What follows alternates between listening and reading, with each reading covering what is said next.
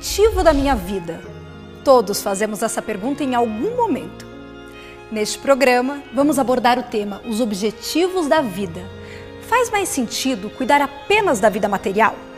Ou precisamos dar mais atenção para a vida espiritual?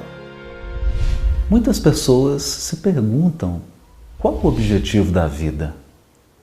E as respostas a essa pergunta variam de idade para idade, de momento em que nós vivemos. Para a maioria das pessoas, é usufruir o máximo que os prazeres terrenos possam apresentar. Na medida em que a vida prossegue, se desenvolve, a gente percebe que tem sede de mais coisas. Segundo os filósofos contemporâneos, o sentido da vida hoje seria nós termos um ideal. E nesse caso, para o espírita, a busca da espiritualização, o processo evolutivo que o espírita já tem noção e que agora já está realmente nessa procura de algo melhor. O objetivo da encarnação é o progresso, é a conversão dos valores materiais para valores transcendentais. Porque na vida de todos nós há lutas, desafios, sofrimentos, provas, crises. E quando nós passamos por esses momentos, a gente começa a se questionar realmente o que vale a pena. Por que vivemos? Para que vivemos? De onde viemos? Essas perguntas que o Espiritismo consegue com muita clareza nos abrir filosoficamente, nos situando dentro da vida, nos contextualizando dentro da vida, faz-nos entender que estamos num corpo, entre o berço e o túmulo, num segmento dentro da grande vida. E Allan Kardec, ele faz um questionamento muito interessante quando ele, no Livro dos Espíritos, quando ele diz que a nosso objetivo da vida é buscar a felicidade e que nós só seremos felizes quando praticarmos as leis de Deus, quando praticarmos as leis naturais. Porque muitas pessoas, depois de conseguirem o seu emprego, depois de conseguirem o seu casamento, depois de terem os seus filhos, estarem na classe social que almejaram, percebem que não são tão felizes assim quanto imaginavam. Depois de adquirirem os seus objetivos, atingirem os seus objetivos, elas percebem que está faltando alguma coisa. E o que está faltando? É o momento em que a gente é convidado pela vida a olhar um pouquinho para dentro. Será que não está faltando alguma coisa interior? Será que a vida não tem um propósito superior? Esse sentido da vida é também um momento de reflexão. Quando a pessoa passando por sofrimentos, passando por muitos problemas, começa a se perguntar o porquê dessas coisas, o porquê dos acontecimentos e buscando aí uma resposta. Vai encontrar o real sentido da vida, que é da maior importância para o nosso progresso, para o nosso processo evolutivo. Para a doutrina espírita, importa considerar: é só esta vida ou é a vida em seu sentido, até diríamos, infinito? Não podemos estar no corpo e levarmos a vida de qualquer jeito, como quem leva com a barriga. Há que termos uma filosofia de vida. Ninguém reencarna para não fazer nada. A reencarnação tem sim como objetivo o aprimoramento. E o aprimoramento só acontece no desenvolvimento das virtudes, das qualidades morais que todo espírito é capaz. Posição social, salário, os bens materiais, certas conquistas, elas são importantes, são valiosas, nós devemos buscá-las, devemos alcançá-las, mas elas são instrumentos para a construção de algo muito mais valioso dentro de nós mesmos. É nesse momento, quando a pessoa atinge esse estado de maturidade, que ela começa a pensar nas questões espirituais da vida. Se nós estamos nessa constante busca do melhor, é claro que o sentido da vida se amplia, os horizontes já são muito mais amplos e nós nos situamos como criaturas que estão nessa busca constante de elevação, de conseguir vencer a si mesmos. Conviver com o ideal, abraçar uma causa, ter um compromisso, ou seja, engajar-se. Então, esse engajar é uma forma de nós nos preenchermos, não é? E nos realizarmos como existentes. Vemos muitos pais dizendo assim, eu não vou colocar filho na vida, esse mundo está tão cão. E vejo outros dizerem, eu preciso colocar filhos na vida para transformar esse mundo cão. Qual é a nossa contribuição no mundo? Qual é a nossa missão existencial? Isso a filosofia espírita nos ajuda a pensar e nos ajuda a balizar para que o nosso comportamento ele possa estar apontando na direção da felicidade e não só do sucesso. É claro que sempre haverá a angústia, a insatisfação, a depressão. Quando nós encontramos esse sentido, quando nós nos conscientizamos de que somos espíritos em caminho para a nossa condição de imortalidade, é claro que a vida terrena passa a ser muito melhor. Todas as aquisições materiais são instrumentos para a realização de algo. Muitas vezes alguém nasce no mundo com muitos recursos materiais porque ele traz uma missão de proporcionar o progresso. Cabe a ele a tarefa de gerar o progresso da comunidade na qual ele está inserido. E ele deve cumprir essa missão com a maior seriedade e com a maior dedicação possível, levando o progresso material, o desenvolvimento da sua comunidade, cumprindo a sua missão. O que ele não pode é se encantar com o instrumento e esquecer da tarefa. Toda pessoa que vive exclusivamente para os assuntos de ordem material se afasta dessas situações melhores que é o assunto de ordem espiritual e passa realmente a ficar muito aflita porque a vida material faz tantas exigências, estabelece tantos compromissos que o espírito ele se desarranja, ele fica realmente em uma situação de desconforto de ordem espiritual. Porque quando alguém na sua família tem um câncer, uma doença terminal, quando ela perde alguém que ela ama, quando ela perde um emprego, ou quando ela perde bens materiais, ela enfrenta alguma dificuldade, essa criatura fica muito frágil, porque ela depositou todos os seus valores, todas as suas esperanças, todos os seus propósitos em questões que são passageiras, que são variáveis. Então a gente vê multidões, o próprio André Luiz comenta isso, multidões que encarnam e desencarnam do mesmo tamanho, estacionários. O Espiritismo nos ensina que ninguém retrograda, ninguém volta para trás no processo evolutivo. Mas estacionar, há multidões estacionárias. A pessoa não acordou ainda para o objetivo da vida, não tem um sentido espiritual de sobrevivência do espírito, de continuidade da vida no mundo espiritual, vive materialmente. É extremamente difícil conceber a vida que nós temos hoje sem acreditarmos numa vida espiritual, sem acreditarmos num planejamento superior, sem acreditarmos na ideia de reencarnação. O que é que nós estaríamos fazendo aqui? Para que passar por tanta dificuldade, por tanto sofrimento, trabalhar tanto, correr tanto, se esforçar tanto, se quando a gente morrer, acaba tudo, enterra e pronto. Então, não acreditar nessa vida posterior, não acreditar na possibilidade de reencarnação, tira o sentido da vida e o objetivo de tudo isso. Porque tudo que é material se desgasta e se transforma. Tudo está em renovação. Eu me recordo, por exemplo, da minha cidade natal. Quando você volta para a cidade, você tem uma imagem da cidade que você nasceu e você vai lá fazer uma visita depois de 30, 35 anos, você vê que a cidade mudou completamente. Aquela cidade natal que você imaginava da sua infância não é mais a mesma, né? Eu, às vezes, me olho no espelho e vejo como que está mudando tudo, né? O corpo vai envelhecendo, tudo se transforma. Tudo na vida material é um convite à renovação.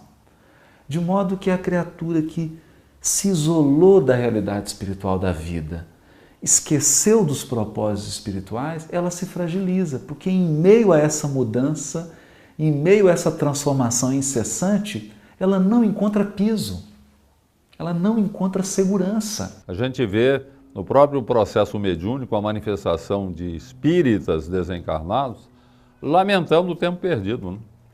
O cidadão, de repente, ele tinha uma visão tão objetiva das realidades da vida, os porquês da vida, e ele se perdeu no meio do caminho, voltado para atividades essencialmente materiais, né?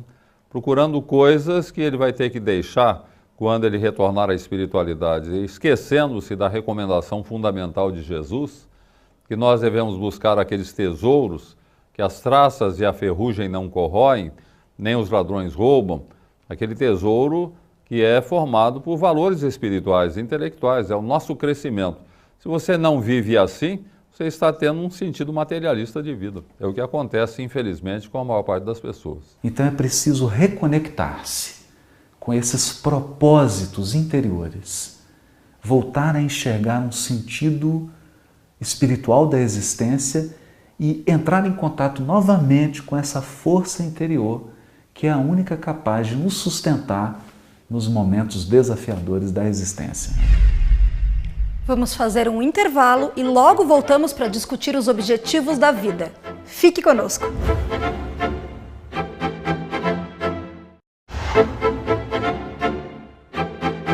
Se nos sentimos perdidos, sem rumo certo na vida, pensamos que Deus pode ter nos esquecido. Será mesmo? Durante muitos milênios, as pessoas acreditaram mesmo, mas acreditaram muito, que a lei de Deus está escrita em livros. Então elas criaram templos de pedra, criaram todo um ritual para conservar esses livros, para transmitir esses livros. Mas a gente fica se perguntando, Deus, na sua infinita sabedoria, no seu poder absoluto, escreveria as suas leis em palavras humanas? A lei divina está em tudo e em todos. O Criador colocou a sua marca em cada ser. Se consultássemos o nosso íntimo mais íntimo, encontraríamos o sagrado falando, expressando aquilo que deveríamos fazer, dizer, a forma como deveríamos nos colocar no mundo. Allan Kardec, na questão 621 de O Livro dos Espíritos, ele questiona onde está escrita a lei de Deus. E o Espírito de Verdade responde muito sabiamente, está escrita na nossa consciência. De modo que não adianta a gente querer fazer uma busca externa para encontrar as leis de Deus. A Bíblia, a codificação, a Torá, o Alcorão, são lembretes divinos para nos lembrar aquilo que está dentro de nós, que foi colocado dentro de nós a partir do momento que fomos criados. Então nós vamos usar esses lembretes para desenterrar o tesouro divino que está dentro de nós, na nossa consciência. Se eu pensar na palavra consciência, junto, ciência, conhecimento. O conhecimento do que existe em nós e por nós. Então, este conhecimento, essa função da inteligência na realidade, é exatamente para o nosso desenvolvimento. Deus nos deu para o aprimoramento a voz da consciência para compreender que as tendências do passado precisam ser superadas, suplantadas. A transcendência é o objetivo. Se o nosso ego humano estiver a serviço desse Deus, é tudo de bom. O ego é um bom servo, mas não é um bom senhor. Se o ego quiser ocupar o palco da vida em detrimento da nossa consciência, estamos perdidos. No palco das nossas realizações, elas serão bizarras, confusas, infelizes. E toda vez que a gente faz algo que contraria a lei de amor, que é a lei soberana da vida, nós sentimos as consequências em nós mesmos. Basta pensar, quando você se irrita, você perde a cabeça, fica muito nervoso, as consequências que isso tem para o nosso organismo físico. Quando a gente tem uma mágoa, tem um ódio, isso nos adoece. É um sintoma de que a lei está em nós. Quanto mais estamos no processo do aprimoramento, no desenvolvimento das competências todas, intelectuais, morais, corporais, mais nos desenvolvemos, mais compreendemos qual é o nosso propósito. Nosso propósito na encarnação é sim a evolução. E há muita sabedoria quando a gente começa a se observar. Observar aquilo que nos faz mal, aquilo que nos faz bem, aquilo que traz felicidade, que traz harmonia e aquilo que traz tristeza, depressão, ódio, inveja. Deus é essa amorosidade que se expressa através das suas leis, fazendo valer o nosso critério evolutivo pelas escolhas que fazemos. Jamais Deus castiga, porque Ele não é um velho barbado, assentado num canto do universo, apoiado num cajado, observando quem peca. Isso é uma visão mítica. Então Deus não pune, Deus educa, Ele ensina, Ele dá oportunidades para que a gente erre e corrija. Tenha experiências e enriqueça o patrimônio da nossa alma. Quando a gente começa a pensar assim, Deus deixa de ser um rei que manda as pessoas para o calabouço e passa a ser um parceiro estratégico.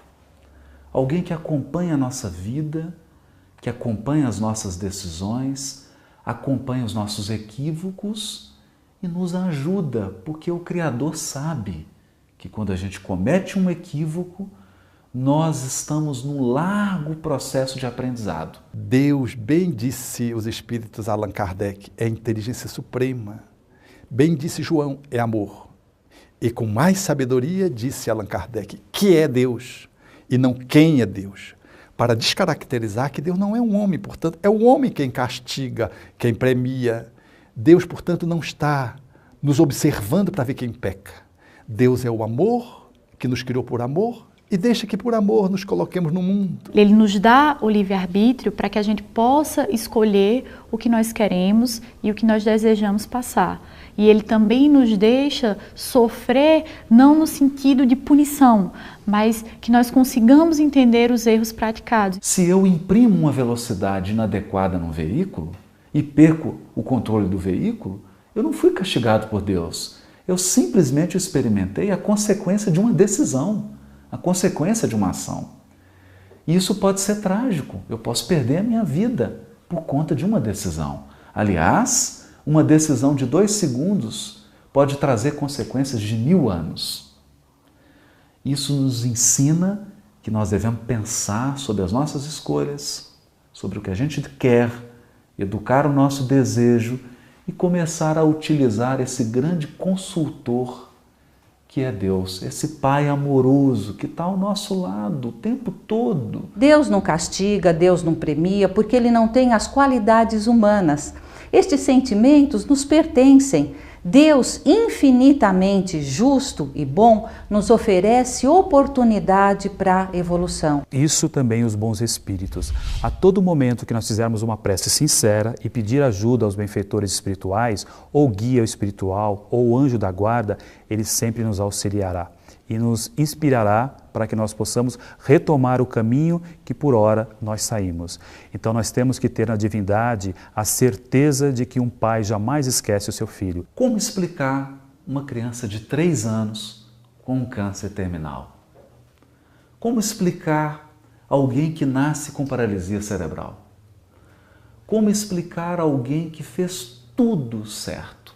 Uma pessoa honesta, digna, previdente, ele fez tudo certo, mas ele perdeu todo o seu patrimônio. A reencarnação, ela facilita para a pessoa uma compreensão do sentido, da finalidade, do objetivo da vida terrena. É nesse momento que a gente percebe que uma vida é pouco.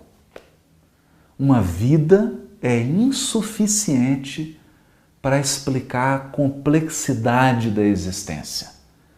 Nós precisamos de um quadro mais amplo.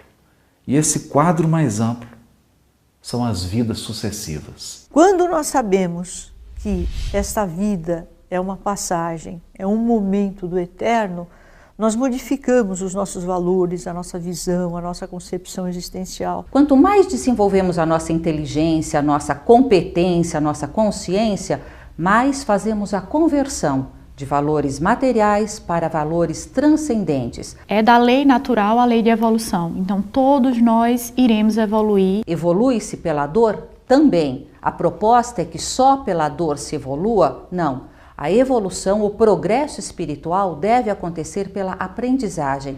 Aprender é superar a ignorância, a limitação e atingir um estado mais evoluído. Isso acontece pelo esforço, isso acontece pelo compromisso, isso acontece pela seriedade. A dor faz parte quando deixamos de cumprir as nossas tarefas. A partir daí, a reencarnação, é claro, é para cada criatura a possibilidade do perdão divino, a forma com que Deus nos possibilita o recomeço para corrigirmos os erros do passado e os de hoje. O que o Espiritismo ainda tem a dizer sobre esse assunto, você fica sabendo depois do intervalo.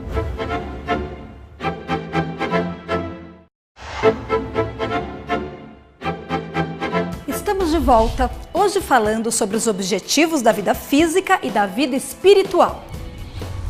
As pessoas têm tirado muito a sua identidade da sua atividade profissional.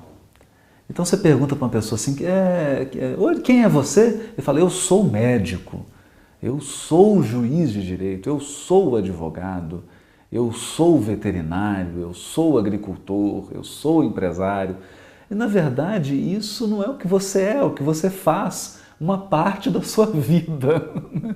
Porque ninguém nasceu médico. A pessoa se tornou médico num determinado momento da vida, mas até esse momento ela foi alguma coisa. As virtudes que eu reencarnei para desenvolver, eu estou desenvolvendo? Porque na infância existe uma expectativa, na adolescência e na juventude uma esperança. E na velhice, então, já existe uma outra situação que é quase sempre do indivíduo não se considerar útil e produtivo para a sociedade. Nós vivemos num momento onde envelhecer é pecado. Envelhecer é feio. As pessoas podem mostrar, podem exibir um monte de situações, mas mostrar o envelhecimento é como se fosse uma ofensa. Porque a pessoa idosa, ela pode não saber ou não poder fazer o que o jovem faz, mas pode realizar trabalhos e tarefas muito importantes e ele então encontrar uma alegria, uma gratificação de continuar vivendo bem. Porque muitas pessoas que tinham uma saúde boa se aposentam e começam a ter doenças, começam a declinar, começam a ter uma qualidade péssima de vida, inclusive orgânica.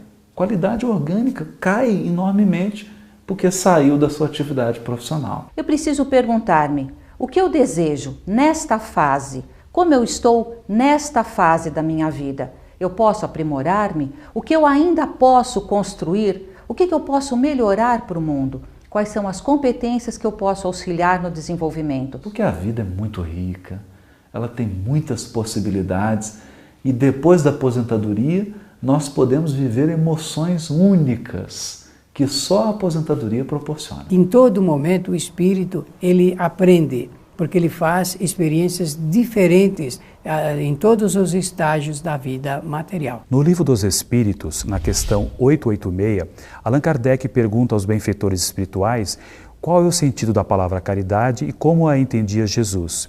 E a resposta dos benfeitores é a seguinte: benevolência para com todos, ou seja, querermos bem a todas as pessoas, indulgência para com as falhas alheias, se eu erro, uma outra pessoa também erra, e perdão das ofensas. Quando conseguimos entender que nós não estamos nessa vida só e que nós precisamos do outro para evoluir, que nós estamos juntos no mesmo barco, em busca de uma evolução, em busca de um bem maior, nós vamos entender que fazer o bem para o outro, praticar a caridade, praticar o amor, não é algo que vem por obrigação, mas é algo que preenche o nosso ser e que é algo que surge naturalmente. Auxiliar o outro é auxiliar a nós mesmos. O resumo de tudo que Jesus nos ensinou é o amor. Então o amor e a caridade é o principal objetivo da nossa vida. Ou seja, aprender a amar e viver praticando a caridade, fazendo para o outro aquilo que gostaria que o outro fizesse para nós, amando o próximo como a nós mesmos. Amparar aquele que sofre, nós estamos amparando a nós mesmos. Então, sem a caridade, Allan Kardec disse, não há salvação. Sem a prática do bem, sem a prática do amor, indistintamente, seja a quem for, nós não conseguiremos ter um objetivo para a vida e para superar essas dificuldades. É através da dor do outro, do sofrimento do outro e da alegria do outro também que nós vamos nos reorganizando, nos reenergizando e superando os obstáculos diários. São as virtudes que nos farão progredir do mundo de expiação para o mundo de regeneração, onde a fraternidade, a solidariedade possam imperar. Ter o objetivo desta transformação deve ser a nossa questão vital. As pessoas costumam comprar pacotes de viagem, visitar países, visitar cidades, explorar ambientes inexplorados, conhecer línguas novas, pessoas, localidades, etc. Mas há uma viagem que não custa nada. É uma viagem que nós fazemos ao nosso mundo interior. Dentro de nós também há muitos continentes, há muitos países, há muitos locais inexplorados. E toda vez que nós fazemos essa viagem interior, nós nos damos conta de que somos muito mais do que o nosso corpo. De que a nossa vida não se resume à vida presente. Nós somos mais, nós podemos mais e nós sabemos mais. Conectar-se com o coração, com o nosso interior, nos leva a pensar que antes de nascer, nós já vivemos múltiplos lugares, muitas experiências, e que depois da morte, a vida nos aguarda abundante, rica, cheia de belezas e de experiências e de aprendizado na continuidade. É bom pensar nisso, é confortante pensar nisso, mas é também sábio pensar nisso. Conhecer-se nos leva, inevitavelmente, a pensar na riqueza da vida espiritual, na vida que sobrevive à vida material. Vale a pena refletir nisso, vale a pena fazer essa viagem. E o melhor de tudo, não custa nada. Evoluir é nosso destino, até chegarmos à perfeição relativa através da compreensão das leis divinas. Ficamos por aqui. Assista aos programas anteriores no site www.transição.tv e divulgue para os seus amigos. Tchau!